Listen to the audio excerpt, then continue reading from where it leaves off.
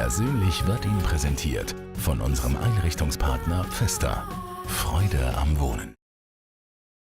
Ich habe gerade gelesen, in den letzten 2 Jahren bist du ja so voll auf den Flow gekommen. Du hast dich total entkrampft. Du bist vegan geworden. Du hast deinen Kleiderschrank entrümpelt. Ja. Und versuchst dich auch nicht mehr zu rechtfertigen, wieso du jetzt nicht mehr so viel schaffst, wie du schon mal geschafft hast. Wie ist es denn zu dem gekommen? Ja, gezwungenermassen, weil ich nach 5 Jahren Choice, wo ich jeden einzelnen Tag 1 bis sogar manchmal 2 Sendungen hatte, habe ich dann nachher ich habe mich wie irgendwann mal entschieden, hey, es geht bei Choice einfach nicht mehr weiter. Es ist wie so, ich habe bei Choice, bei diesem Sender, habe ich wie alles erreicht. Und dann kam die große Lehre, ein riesen Gap. Ich war so, okay, ich arbeite jetzt einfach mal nicht und schaue mal, was passiert. Und passiert ist ja dann, dass ich ein Programm geschrieben habe für die Bühne und arbeite eigentlich in dieser Zeit nur an diesem Bühnenprogramm.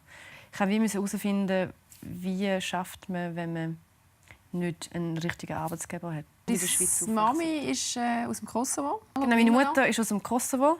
Sie ist aber Türkin und mein Vater ist aus Serbien. Er ist aber Albaner.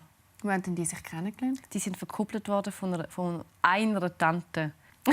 Ja. Sehr speziell. Ja, das ist sehr speziell. Ja. Ich muss jetzt auch mal schnell ein Bild los. zeigen. Aus deiner Teenagerzeit würde ich mal sagen, 2002. Du hast eine brutale Zahnspange gehabt. Eine brutale Zahnspange habe ich gehabt. Das macht einem das Leben im Teenageralter nicht unbedingt einfacher, oder? Nein, im Gegenteil. Mit Jungs und so. Nein, also vergiss es.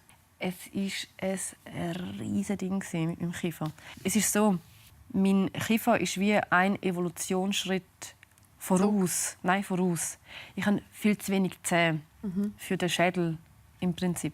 Und durch das hat man nicht ganz normale Zahnspange reinmachen, sondern man musste wie gegen die Physik alles vorschieben. Sonst hätte ich so ein komisches Gesicht gehabt. Und nie ein Date haben, wenn man PMS hat. Nie. Das funktioniert nicht.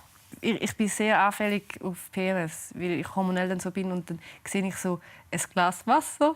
Und dann denke ich, das Wasser ist im Glas. Woher ist das gekommen? Woher geht es noch?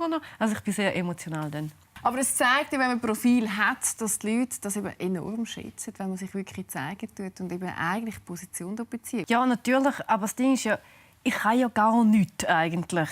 Ich frage mich, wenn die Leute das endlich mal merken, dass sie denken, Kartenhaus bricht zusammen, sie kann ja gar nicht. Ich kann ja nichts, ich kann nur eins. Ich kann einfach nur ich sein. Ich kann nur das. Ich kann nur das.